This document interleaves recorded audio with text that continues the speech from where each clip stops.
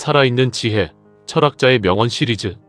오늘은 인간의 마음을 가장 현실적으로 설명한 사상가 알프레드 아들러의 이야기를 한다. 아들러는 이렇게 말했다. 인간은 열등감을 느끼는 존재다. 이 말은 부정처럼 들린다. 그러나 아들러는 열등감을 문제로 보지 않았다. 오히려 그는 말한다. 열등감은 인간이 성장하는 출발점이다. 우리는 모두 어딘가 부족하다고 느낀다. 능력, 외모, 관계, 성공, 타인과 비교하는 순간 열등감은 자연스럽게 생겨난다. 많은 사람들은 이 감정을 숨기려 한다. 부정하거나 없애려고 한다. 그러나 아들러는 말한다. 열등감은 없애야 할 것이 아니라 이해해야 할 감정이라고. 아들러는 인간을 과거가 아니라 목표로 설명했다. 우리는 과거 때문에 행동하는 것이 아니라 어떤 방향으로 나아가고 싶은지에 따라 행동한다. 즉, 열등감은 우리를 멈추게 하는 것이 아니라 움직이게 만드는 힘이다. 문제는 열등감 그 자체가 아니라 그것을 어떻게 해석하느냐에 있다. 어떤 사람은 열등감을 느끼고 더 노력한다. 배우고 성장하고 도전한다. 그러나 어떤 사람은 열등감을 핑계로 포기한다. 나는 원래 안 돼. 나는 그런 사람이 아니야. 아들러는 이 차이를 매우 중요하게 본다. 그는 말한다. 인간은 누구나 자기만의 방식으로 열등감을 극복하려 한다. 그러나 그 방식이 건강할 수도 있고 왜곡될 수도 있다. 아들러는 이를 열등 콤플렉스와 우월성 축으로 설명한다. 열등 콤플렉스는 자신을 과도하게 낮추는 상태다. 도전하지 않고 회피하고 스스로를 제한한다. 반대로 우월성 추구는 자신을 과도하게 높이려는 상태다.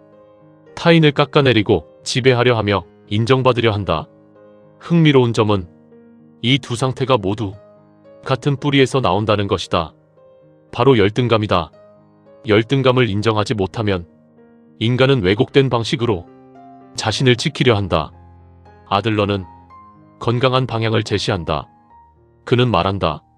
진짜 성장은 타인과의 비교가 아니라 공동체 속에서의 기여라고. 인간은 혼자 완전해질 수 없다. 우리는 관계 속에서 살아가고 그 안에서 의미를 찾는다. 그래서 아들러는 가장 중요한 개념으로 공동체 감각을 말한다. 공동체 감각이란 타인과 연결되어 있다는 감각, 함께 살아간다는 인식이다.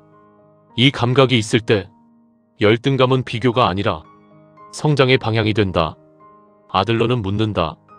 당신은 지금 누구와 경쟁하고 있는가? 그리고 그 경쟁이 당신을 성장시키고 있는가? 아니면 더 작게 만들고 있는가? 그는 말한다. 문제는 능력이 아니라 관점이라고. 같은 상황에서도 어떤 사람은 기회를 보고 어떤 사람은 한계를 본다. 이 차이는 외부 조건이 아니라 내가 선택한 해석에서 나온다. 아들러의 철학은 책임을 강조한다. 우리는 환경의 피해자일 수 있다.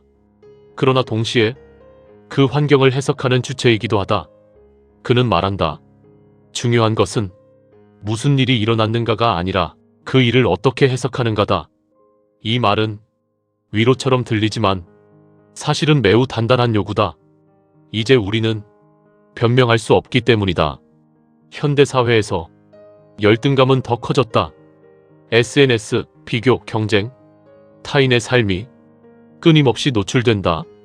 우리는 더 쉽게 자신을 부족하다고 느낀다. 아들러는 이 시대에 더 중요한 질문을 던진다. 당신은 지금 누구의 기준으로 살고 있는가? 그리고 그 기준이 당신을 자유롭게 하는가? 그는 말한다. 타인의 인정을 목표로 삼는 순간 우리는 스스로를 잃는다. 진짜 성장은 타인보다 나아지는 것이 아니라 어제의 나보다 나아지는 것이다. 아들러의 철학은 간단하지만 강력하다. 열등감은 문제가 아니다. 그것은 방향이다. 그 방향을 어디로 향하게 할 것인가는 오직 우리의 선택이다. 알프레드 아들러는 말했다. 인간은 스스로 선택한 의미 속에서 살아간다. 그 의미가 비교가 아니라 성장으로 향할 때 열등감은 더 이상 짐이 아니다. 이 영상은 알프레드 아들러의 인간 이해와 삶의 의미를 바탕으로 제작되었습니다.